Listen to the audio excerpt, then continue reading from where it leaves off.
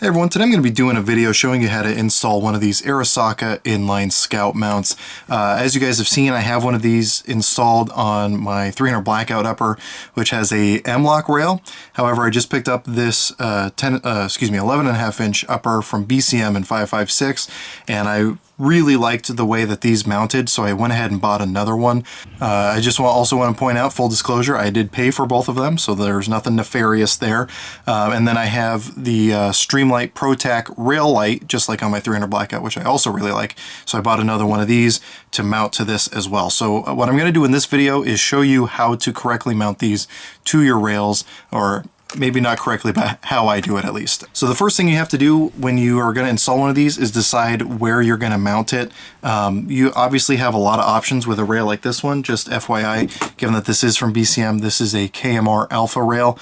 So I have realistically 7 positions from which I can mount this, in the 1:30, 3 o'clock, was that 4:30, 5:30, whatever it is, 6 o'clock, and then around on the other side. Really, it's a very simple attachment method. I'll try to demonstrate this on camera as best I can, but if you look at the base of the Arisaka mount, you have these little lugs right here, and then these big old holes. What that's going to do is it's going to lock it into the rail. So the first thing you have to do is loosen up those screws until you have those little lugs sticking out just enough to be able to get these secured onto your rail. And then just to demonstrate, what you do is you drop the round pieces into the holes, and you'll feel it kind of sitting a little loose.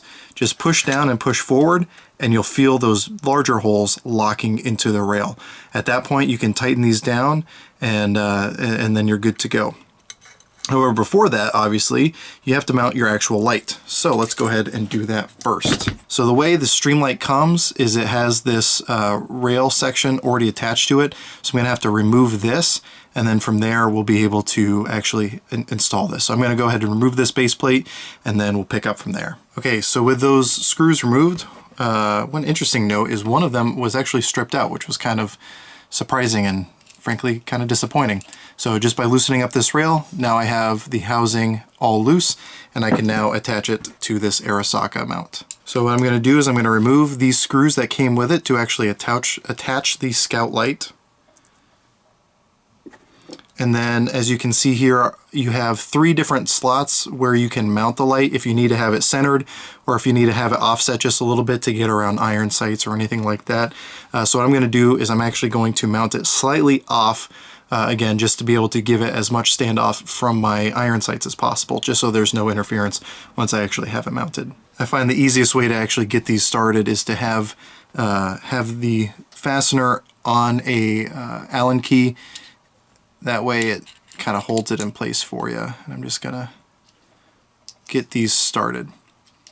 Now I will say I'm not using Loctite right now, mostly because this is just a dry fit, so I can make sure everything is positioned correctly before I actually tighten everything down.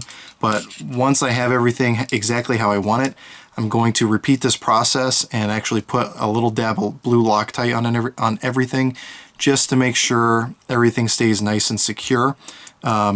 These mounts are great, but if you are incorrectly torquing things or anything like that, and it can start wiggling around, and obviously that's not something you want. Okay, so now we have the light attached. If you have the rear housing installed onto the light, you're going to have to remove that, otherwise it'll cover up these holes, and you obviously need to get to these holes to actually attach it to your rail. What I'm going to do now is try to find that rough approximation of where I want this thing mounted, and make sure that one of the things I'm looking out for is that the bezel isn't in front of the muzzle device, because if it is, then this is going to get clouded up, especially with a muzzle brake like this. Now if you're running a suppressor or anything like that, obviously it's not a problem, and you probably want to throw this out a lot further forward, which is one of the nice options about this mount, is now you can see how much further forward this light is from the rail. But because of how long this rail is, I'm going to actually end up probably mounting it a little bit further back. So let me find a good spot. Okay, so that actually looks like this will work out well for me. As you can see, the front of the bezel should have enough standoff from the muzzle device. So I make sure it's nice and pressed into that rail slot so it's not moving around. And then I'm going to just tighten this guy down. Again, once I actually have everything where I know it needs to be, I'm just going to take this off and then Loctite everything. Again, just to make absolutely certain that nothing's going to go anywhere. When it comes to Loctite, it's really easy to overdo it, so be very careful with over applying Loctite. But you know, you'll learn very quickly from there. Okay, so now as you can see, we have this light attached. I have just barely any standoff between that front sight and the light, so everything is nice in and as tight to the rail as possible. I'll try to give you a good front view, but you can tell how close this thing is to the rail. That's one of the things that I really like about these mounts.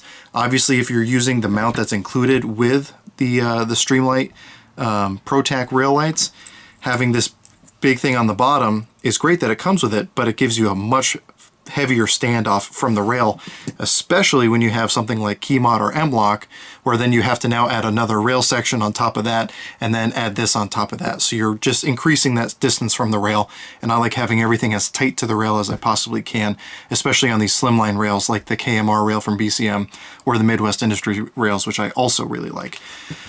So really, everything is installed as it needs to go. Obviously, now I'm just going to install the tape switch that comes with the Streamlight. But as far as actually attaching the Arisaka mount, that's all you need to do. Again, you may have to fiddle around with it to move it back or forward to find exactly where you like it.